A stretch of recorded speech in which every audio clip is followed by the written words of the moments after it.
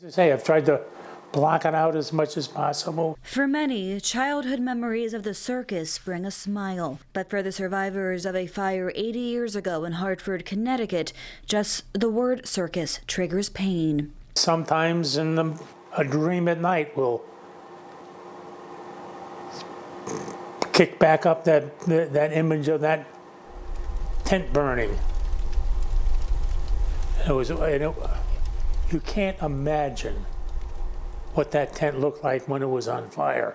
Peter Bortolin was almost 7 years old when he and his parents went to Barber Street to see the Ringling brothers and Barnum and Bailey's traveling show. It was 15 minutes in when suddenly there was a yell from somebody, fire, and I looked back over my shoulder and saw the flames starting to go up the tent. Thankfully for Peter, he sat near the Big Top's entrance and was one of the first ones out. Melvin Christensen was also there. It just sounded like a roar, like, like a real hard wind or, something like that. And then we all turned around as soon as we heard the roar, and it was coming right up. 8 years old at the time, he went to the circus with 2 adults and 4 other children. But as the crowd panicked from the smoke and flames, the group was separated. They went running and I was left. And so I just, I was running around. I didn't know what to do. He followed a man who pulled out a knife and sliced part of the tent to escape.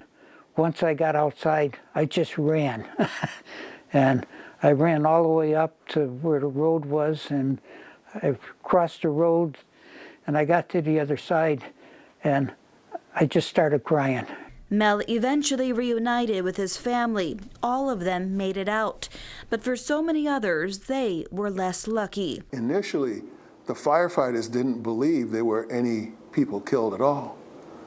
Someone simply said, "Did you see all of those animals that were killed?"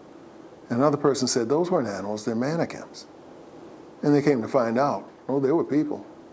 People burned alive as they raced for the exits, some of them blocked by animal chutes and other obstacles. Because many men were off fighting in World War II at the time, most of the victims were women and children, the youngest just a few months old. Several days later, we found out that neighbors who had lived across the street from us had died in the fire, and that 2 people who lived behind us had been burned. The names of the 168 victims are carved on this bronze memorial on the very site of where the circus tent stood on July 6, 1944. We were so lucky, and I felt so bad that, everybody else got killed in the fire. People lost family members and stuff like that, For years, they probably suffered. Suffered from what many first responders, including retired Hartford Fire Chief Charles Teal, describe as a preventable tragedy. Well-trained, well-equipped firefighters could have put that fire out when it was on the sidewall. But by the time firefighters got there, it was too late. There were several things that went wrong. The tent itself, what it was treated with, it was treated with wax thinned with gasoline.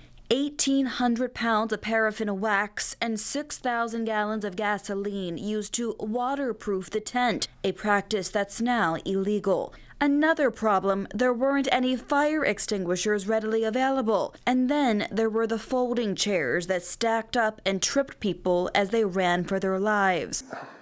Obviously, it was a recipe for disaster. Investigations into the fire resulted in 5 circus officials serving prison time for involuntary manslaughter, but they weren't the only ones at fault.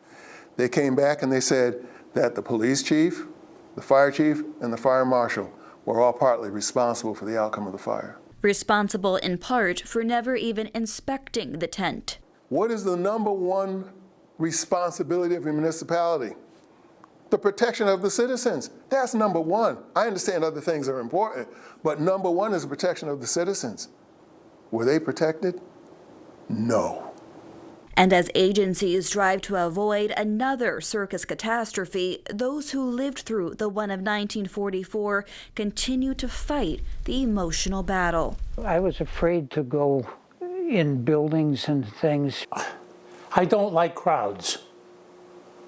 Okay, I don't like crowds. Still haunted by the Hartford history 80 years later. How do you get over something like that? I think it's willpower. I think you just have to decide that you got to put it behind me or it'll eat you alive. Fox 61's Bridget Bureau reporting there. An investigation found a flicked cigarette started that fire, but others have challenged that theory. They point to a convicted arsonist who worked on the Hartford Circus lighting crew and confessed responsibility, but later recanted that confession. Now, we asked Hartford Fire what changes have been made since 1944 to prevent this or anything like this from happening again. The city improved fire codes for events and created a model for other states to follow. Now, this includes what materials and lighting are allowed and requirements for seating arrangements. There must also be fire personnel on site in case there is any kind of emergency. And what a disaster that was. Gosh, hard to imagine something like that. Terrible.